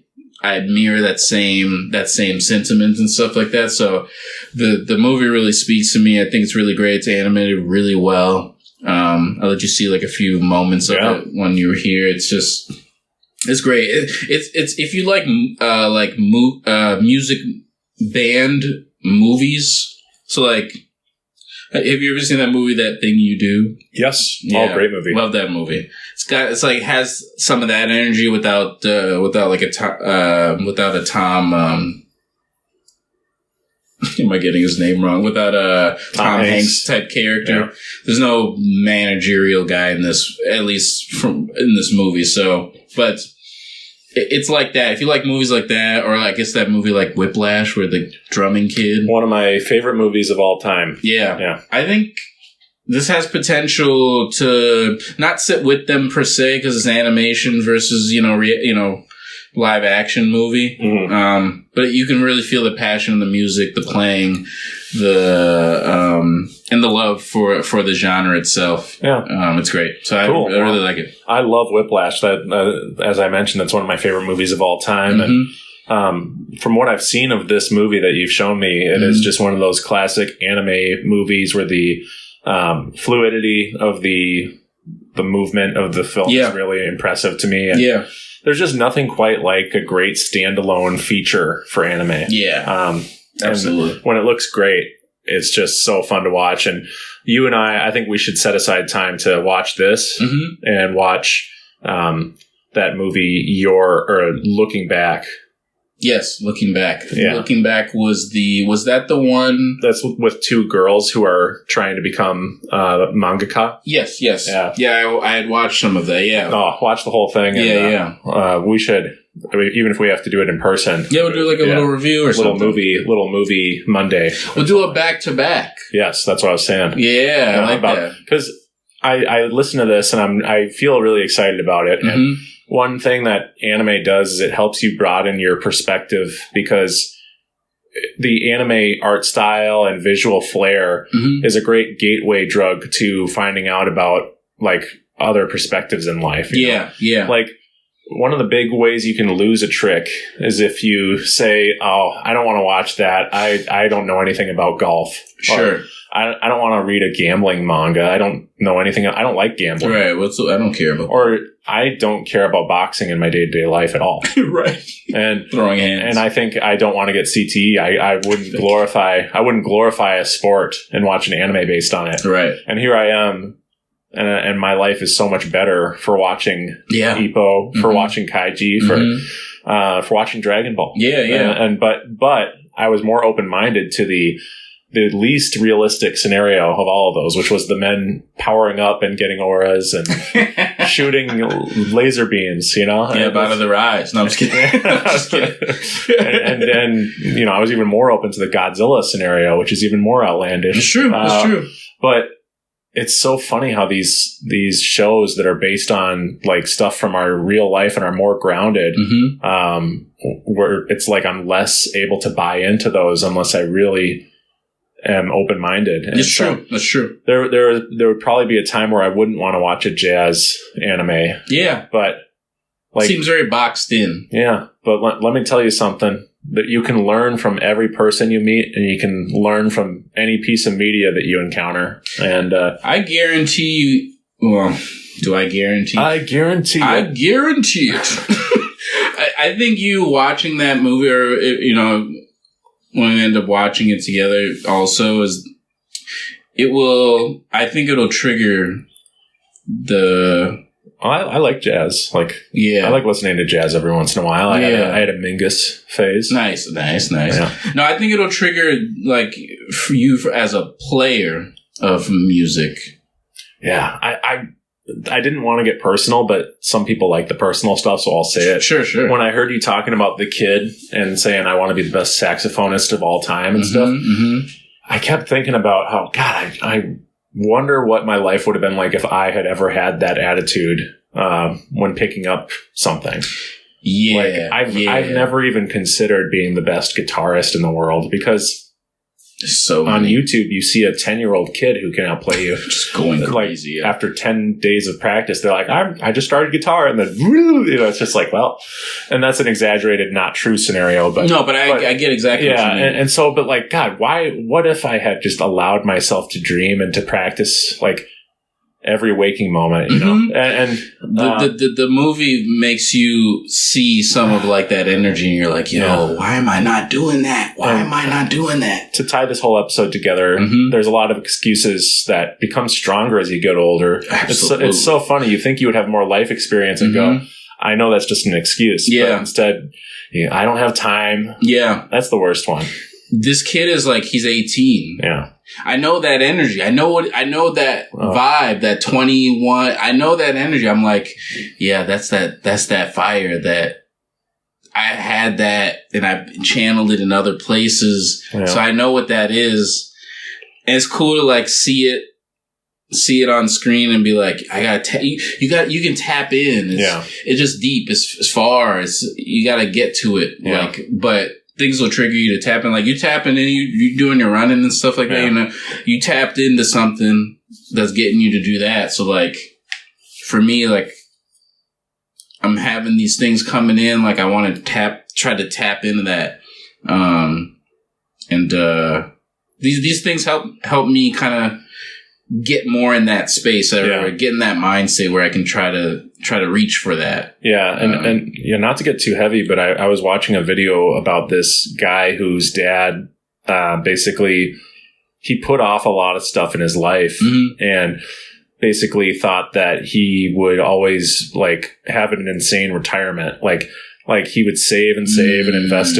Yeah. And what he said that you should keep in mind is that like if you spend your life just saving and saying, I'll do that when I'm retired. Like there's like the early part of retirement when you're 60 and you're mostly in pretty decent health, but health can turn on a dime. Yeah. And this guy had always wanted to go visit Asia again because he had visited for like the Vietnam War, I think, or something. Yeah. But he'd always wanted to go back to Asia and like him and his family, they did one trip, but he couldn't really do like the big trip that he wanted to do. Sure. And I know that it's kind of heavy, but just like the realization that like life does have opportunities that you get presented opportunities. Yep. And I feel like I got presented way more opportunities when I was younger in my 20s. And like, maybe we just see the doors more at that age. But there are moments where the doors close and they will never open again. Yeah, that's true. And so that's where I'm like staying motivated to run every other day to practice guitar every day, because there's going to be a moment in my life where a certain door will close and I'll never be able to do certain things again. Exactly, man. And that's why I like to seize things as the days go. Well, like, I don't live by that. Like that story that you're saying, like that's like the opposite of me. Like I'm not waiting for like, I'm not waiting till the end to then enjoy it. Like, no. I gotta enjoy it. That's a very American thought too. Like, I'm like my dad. I don't think like that. Like, I gotta enjoy the stuff like right now. Like, my body's good. Like, I gotta do the stuff right now. Like, even to my detriment. Well, there's like I'll jump out the way like to do it, and sometimes sometimes it's worth it, sometimes not, but a lot of times I've run into the situation where it has been worth it, where it's like, you get some scrapes maybe because you jumped out there, but ultimately it was great. It was a great experience. So that's my vibe. So. Yeah. For me, it's a balance. And, you had mentioned earlier about food, and I actually have been eating more vegetables and fruit every day. Like I look actively for ways to add fruit to something I'm eating or vegetable. So that's awesome. You're thinking. We won't get into it, but I just always want to keep on top of my health now. I had that back scare a few years ago. And, I had a digestive system scare a few months ago. So I'm just going to stay on top of it for now. From now on. I feel that. As men in our 30s, we have to. It's true. So, anywho, Blue Giant. Yeah. I will watch this. We'll watch it. And we'll have a movie day, and just it's funny how it shows our different personalities, where mine is about two girls. Two high school girls. Yes, two high school women that they're doing mangaka. Yeah, mangaka. And it couldn't be more different from my point of view, but for some reason it's so cool. I don't know. I see myself in that movie, even though I am not a mangaka. I am not a high school girl. Not yet, anyway. Not yet, no. But is that like a rebirth joke? Yeah, it's like there's a time for everything joking. Okay, there you go. Right. You know what? If that's what happens to me, you know what I'm saying? So be it. Once you make that Japan trip, you know what I mean? You never know. You never know what happens there. Oh yeah, that Japan trip will be fun. I did look up the Godzilla Hotel, and I forgot that they have one there. Yeah, the Shinjuku. I forget what it's called. The hotel, but they have a Godzilla floor and then a Godzilla room. And apparently, the hotel is actually like kind of a tourist trap, and it's not even that good of a hotel. Yeah. So I think what I will do is I want to spend one night in the Godzilla room. Yes. And then I'll stay at a better hotel for the rest of the trip. That's smart. Yeah. No, I definitely want to, before I die, see the giant Godzilla head sticking out over that building. And yeah. No, you'll get there. I mean, that's clear. I mean, my friend Amber wants to go to Japan too. Sick. And if we all did go together, that could be a cool group trip thing where we could all find a way to that'd be so float some costs. So. No, I'm down with it. Okay. And I'm super down. Amber was one of my big inspirations for getting back into anime and manga, so it'd be cool to do that together. Yeah, that would be dope. I'll let them know that you're down. To wind the episode down, let's lean back and talk about our favorite subject besides anime, music. I took your recommendation seriously, sir. Oh. And I listened to JPEGMAFIA. The eclectic JPEG. I listened. If someone thought you were just talking about the file, they'd be like, I guess it's eclectic. Eclectic photo, yeah. I guess, I mean, there's a lot of pixels on a lot of JPEGs. That's so funny how we get stuck with a file format and we just accept it for a while. And you and I, we grew up with JPEGs, but yeah, that was our thing, and now it's GIFs. And then, well, no, man. Just bring me down the timeline. It's PNGs, man. PNGs. That's the high quality image format that these youngsters have. They're actually using PNGs, huh? Yeah, they're using PNGs. Okay. see how I'm an old man. All right, using PNGs. Doing PNGs. I know about that. Let's get you to bed, old man. Let's get you to bed. GIFs have been around the whole time, but the technology has evolved. I see. I think there's don't quote me on this, but on certain meme websites, there's GIF video where it's GIFs, but super smooth, and 60 frames per second. Yeah, I've seen them. What's the point? Why not just have a video? Make video. So it's really like a clip, honestly. It's just a muted clip. Literally. The GIF video makers are just crushed hearing that. They're different. The subreddit's going to be mad about that. Yeah, it really is. So JPEGMAFIA, my impressions on this young man are, because I've only listened to the album 2-3 times. Which album did you listen to? The newest one? Most recent one, and I listened to the first listen for the deluxe version. Nice. But the deluxe has... It's like a million songs. Yeah, and I got kind of frustrated because I looked at the track list and saw that he added songs... In between the old songs. And I hate that. I hate that. He's being a little... I fuck with JPEG, so and don't get me wrong, but it's a little bit of a it's called the director's cut, so this is like a repaste of what he would like the album to be formatted and the flow of it, and then added more songs. So he has the freedom to do so. It's just obviously different than the original. That's a good point, because I viewed it as a deluxe edition where it's deluxe is the original album and then bonus tracks. Yeah, this is director's cut. So this is I want these songs here. These songs will come after, and then the last song I actually want to be this song, not the song that was at the end of the other joint. I'll listen to the original album a few times more, and then I'll go back to the director's cut. Because I haven't even listened to all the director's cut. I started to listen to it, and there's actually some really dope records on the second half. Yeah. I couldn't believe it that a lot of the stuff that I loved on it wasn't on the original album. So I was shocked by that. Yeah, it's interesting, right?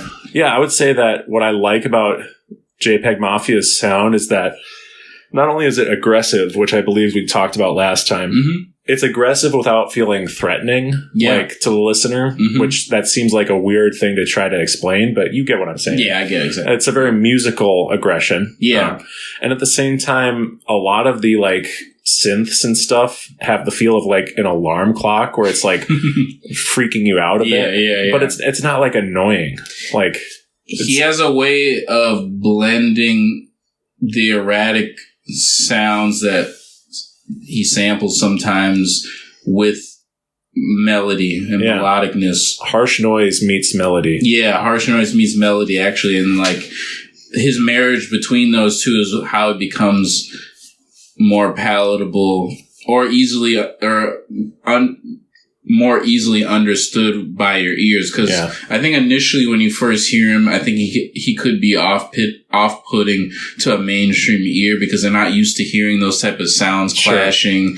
They're not used to like challenging their ear, or like listening to like certain tempos and flows, genre bending stuff. So the live drums.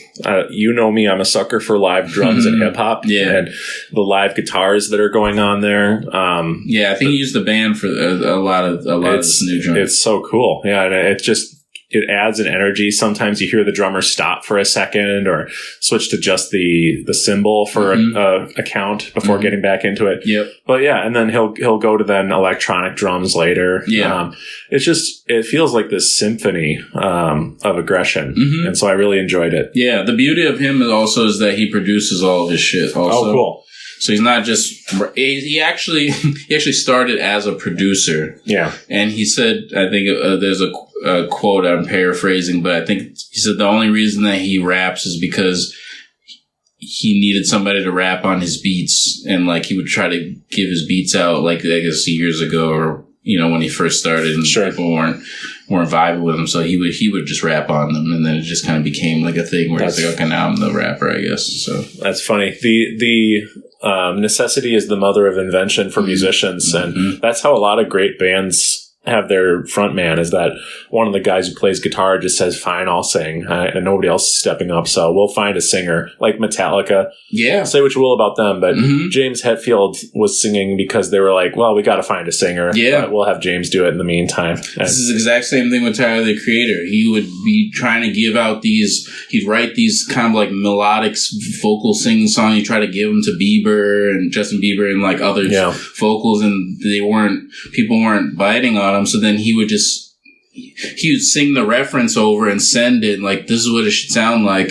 They wouldn't take the song. So then he would just keep the song for himself, brave enough to put it on the album. People fuck with it. And then he's like, oh, okay, I guess they're my songs now. You know what I'm saying? Like just shit like that happens all the time. People take a note to that. Just kind of letting things just let it ride as it, let it ride. Just let it ride. So a lot of being creative is about being brave and putting yourself out there and not being 100% sure about it, but just taking that leap forward. And on my new album, there's certain songs on there that are like, I can't believe I'm putting this style of music on this record, and I'm nervous about it, but at the same time, I can't do anything else but be myself and be authentic. I think it's cool, man. I think that mind state will help propel those songs and just the project in general. I hope so. Yeah, I think so too. I think that thinking about it is great. And then also, as far as from JPEG's perspective with the new album, which I believe is called I Laid Down My... Very aggressive, or not aggressive. Like the song titles on this have a certain intensity to them. And he has fun with all his song titles. Which is really kind of nerve-wracking titles. Like I scream in the mirror before going out with or interacting with people. He's like, I scream this in the mirror to myself every morning type shit. No, he's cool. No, I'm a fan. Yeah, my favorite record from him is All My Heroes Are Cornballs. Give that a listen. That's probably his most... I think he really enjoys that album too. I would say that's his most cohesive, digestible sounding album compared to all of his other releases. I don't want to put him off by saying that, say like the album is like a poppy album or it's like some watered down. What I mean by that is that he's using a lot more melody in that album. And he's clashing it with the harder stuff, but he's using a lot of melody. And, like, he's really nailing all the melodies. He's, like, using a lot of the melodies of the time and really blending it into, like, his unique sound. And I think it's the perfect marriage of both on that album. Nice. And I think it carries throughout a lot of that album. So that's my favorite work from him.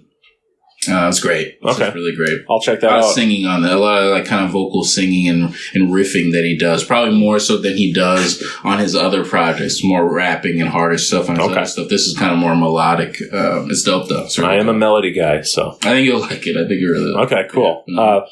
Speaking of, you said Poppy earlier. I have a new album I checked out this past week. Nice. And are you familiar with Poppy? Yeah, I know Poppy. So yeah, she's been well regarded on the YouTube scene for making kind of weird videos for a few years there. Yeah, she's the girl that was pretending to be like a robot at first. Yeah, she's a little blonde girl. She's dope though. Yeah. Aaron put me on to her. Oh, cool. Yeah, a while back, and shout out Aaron. Shout out Mr. Isaacs. Mr. Comedian. Yeah, Mr. Comedian.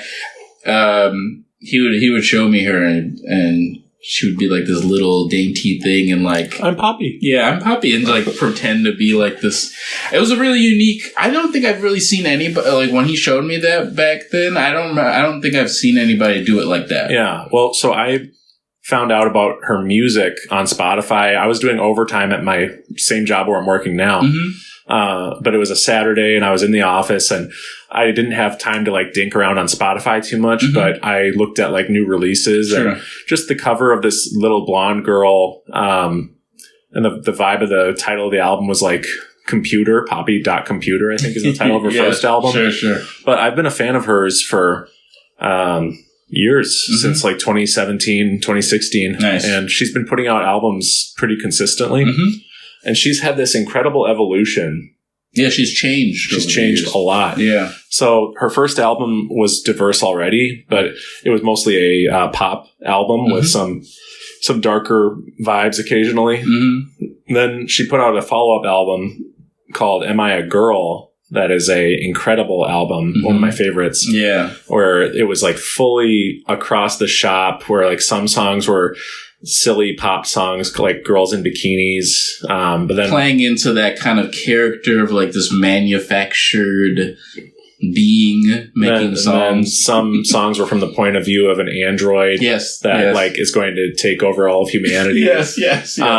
But like you never know where she's going to go on that album. And then the album, I believe the last song is called X, and that is the song where she became fully metal. Yes. Like it was a metal track. She switched, yeah. And people really loved that song, so she did a follow-up album where things got even more metal.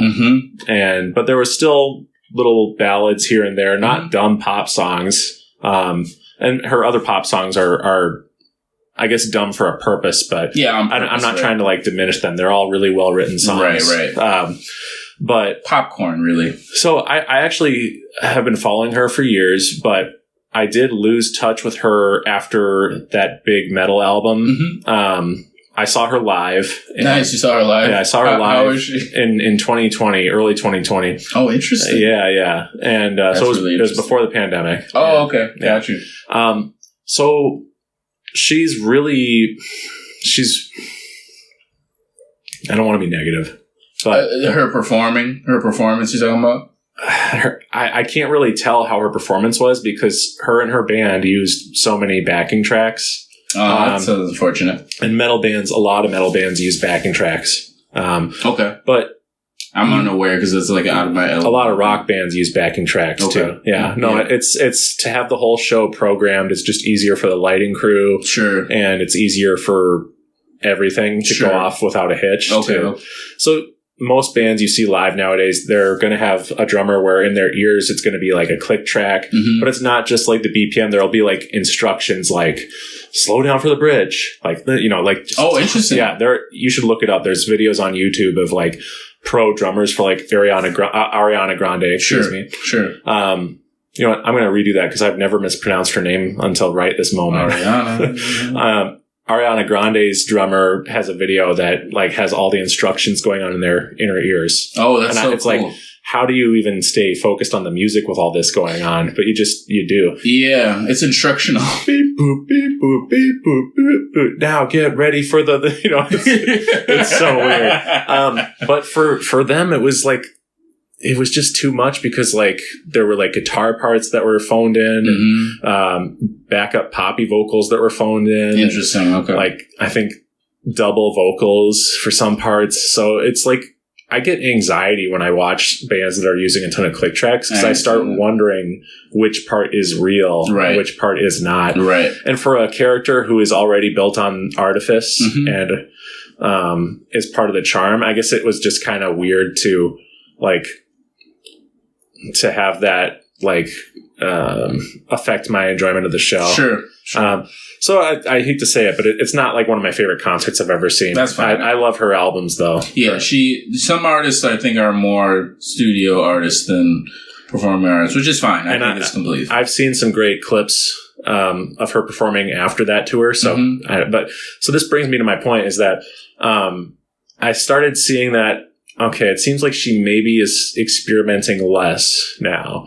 And I'm a little nervous that she's like just kind of becoming a full-on like metal artist. Yeah, I've seen that her aesthetic and everything has changed. And that's not why I love Poppy. I love metal Poppy, but I love pop Poppy. I love the fact that every album has all these different flavors. Sure, absolutely. But I saw she put a new album out and I saw she was on tour and I was like, you know what? I'll check out this new album. Checked it out last week. And on first listen, I was like, I'd say I had gotten through like half the album and I was like, you know, I still like her as a singer and I like metal Poppy, but this whole album is going to be metal, it seems like. And I was getting kind of I liked some of what I was hearing on a musical level, but I wasn't sure I was going to listen to it too much. Right. Second half of the album happens though. And there's some balladry, some pop stuff going on, some fun. Okay. She opens one song before a big metal riff by going, I'm Poppy, you know, like the old way that she has done almost style. Like 10 years. Nice. And the whole album comes together. And after that first listen, I'm going like, I was telling my friend Johnny, because he and I work together and I listen to music while working. I'm very privileged to be able to do that. Yeah. So I'll be like telling him how my first listen to an album was. Nice. And I'm like, you know, that first half of the album was pretty consistently metal, but that second half had some really cool stuff. And I kind of feel like this might actually come together and be a really interesting album. Yeah. I listened to it again and like all the stuff that was from the first half had grown on me a ton. Sure. And here we are in week 2 of me listening to it, and I'm still just like enjoying it more every time. That's awesome. So she's probably found the gel between the two. Yeah, I was nervous that she had lost like what I loved about her. Right. You know, there's people who love the fact that she does metal. Sure. I only love that part. Yeah. But to put out like an album where she just does one style just would be it would feel like a loss for my favorite part of her. Yeah. And so it was so cool to reach that second half of the album and all of a sudden hear it going all over the place again and having fun. Yeah, but it still feels cohesive. And so it's a highlight of her discography. Nice. It's one of my new favorite albums of the year. Dope. And honestly, I just feel bad for Lady Gaga because it kind of like took her off of my top playlist for the week. Poppy's still in the spot. Yeah, but I love Poppy. I love Gaga too. Yeah. Speaking of Gaga, I did start listening to the album. Yeah, and I've been I started favoring some of the stuff that I liked off of the album. How's her voice to you? Voice sounds great. You know, she sounds back to form in a pop sense. I mentioned that to you. Yeah, you mentioned that. I can hear it. I can hear like she's really... You can tell her vocals are really on. I really liked Vanish Into You. Yes, I was about to start singing that, but I stopped myself. Yeah. I like Disease. Yeah. And I like Killa. Dude. So far. Check out the Saturday Night Live performance of that. Killa? Yeah, she nails it. That was actually one that was like not my favorite from the album. Sure. If there was any song from it that I didn't want her to perform on SNL, it was either that one or like one of the later tracks. Did you hear the Michael Jackson style song? No, what song is that? I think that's like the second to last song, Shadow of a Man. Should I jump to it to hear it? Yeah, you'll hear it in the first 30 seconds. We'll cut it out of the podcast. Okay. She's singing. She's doing a lot of.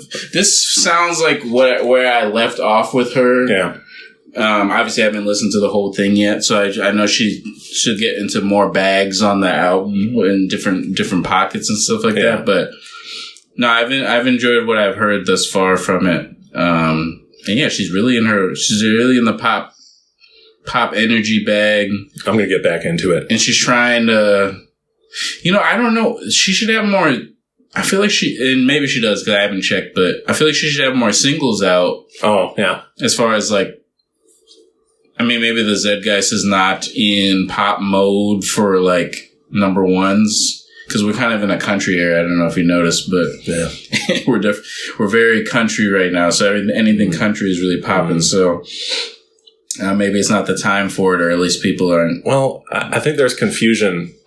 The record label had her choose Vanish Into You as the next single, but... There's been, like, no promotion of it. Right, that's what I'm saying. There's been more authentic, like, grassroots enjoyment of other songs on the album. Sure.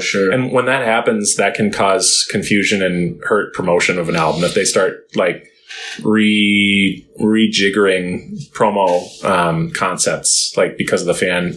Yeah, because the fan reception of it is like, oh, well... And, like, I guess... It's like we talked about earlier. You just have to make a confident choice and then adapt quickly if you made the wrong choice. But... You can't do both at once. And that's what record labels do, is they'll like try to do one both foot in, at one once. foot out. Yeah. It's corny. It's happened to many different Weezer albums. They'll like have a song, they're like, guys, this is going to be our next single. And then like you never hear anything about it because they were too indecisive. And, like, They're not exactly sure if this is the one we want, but... Yeah, the record label didn't want us to put this out, but we want to put it out. It's like, well, okay, now they're not really supporting. Yeah, they're not going to support it now. Anyway. Yep. Well, I'm going to get back into that Gaga album. I think maybe I just took a break because I was so passionate about it on Oculus Slide. Yeah, no, we that came across to me, and that's why I wanted to give it a listen. Well, I have a different white woman for you to check out. Poppy. Oh, yes. Your voice and face. There you go. Poppy. Poppy. Oh, God. God damn it. No, Poppy's... Different white woman. Yeah, Poppy... I'm interested to kind of hear what Poppy's even doing, because I'm not even on the metal shit like that. I don't really know what that exactly sounds like from her. I might have heard a clip or something of it, but I don't know exactly what it sounds like. I didn't do a very enticing job of describing it, but do you remember how metal sounded in like the early aughts? Are you talking about like Evanescence or? Well, sort of, but there was some more underground bands that would be in like anime music videos. Yes. So like where there's like clean vocals for the chorus, and then like there'd be occasional screams. Yes. Okay. Yeah. Like this is that type of metal from the aughts, but obviously there's more modern stuff mixed into it. Power Man 5000. No, it's not Power Man 5000. I get it. It's these bands. It's a very nostalgic sound. Korn? Not Korn. Okay. Korn is more grungy and they're like bland, animalistic, you know, sort of a Freak on a Leash type of vibe. Fuck with that. I hadn't heard that song in so long, and I was like, I heard it recently, and I was like, yo, this used to go crazy back then. If I was at a gym and I forgot my headphones and they started playing Freak on a Leash, like I'd work out to it, you know, I'd get into it. I really, anyway, we could get into all of it. But there's a nostalgic vibe to the metal poppy stuff on this album. Okay. And she is growling. Like, she is growling. And it'd be interesting to hear what that sounds like. Yeah, no, it's cool, dude. I mean, she's clearly been practicing her ass off every year. Like, she puts out new music all the time. Sure. She's working. And I was blown away, even on first listen, that, like, because in her previous metal album, it's like... Okay, she's singing the clean, soft vocals against the metal backdrop, and that's cool. Right. But here, she's stepping up as the vocal to rise to the intensity of the song. The song. Mm-hmm. So, and she's, like I said, she's growling, and I was blown away by some of the growls, just because she has such an angelic voice. This is what I'm saying. That's why I'm so curious to see what that sounds like. And we'll have to watch a live performance up from it before I go. Yeah, for sure. We'll do that. Listen, I'm just such a control freak telling you, we're going to watch these movies. We're going to... You're like, I want to go to bed, bro. No. So anyway, thank you for coming to the Oculus Slide podium with us, folks. Sitting in the congregation. More budget cuts. More budget cuts. We'll be cutting your budgets. Yep. But that's okay. That's all right. It's all going to be fine. Make sure to tithe to the Oculus Slide Foundation. At least 10%. At least 10%, hopefully more. Mm-hmm. You know what's funny? this is so tangent, but a friend was mentioning how like the original concept of tithing to a church is like to help out the community. And it's like, it's a good concept. Yeah. But churches misuse that. And I was like, as I keep messing with my budget and making it even better, I feel like I should have like a self tithe, and I'll have a better name for it. But that like, would be cool. Setting aside money every check just for you.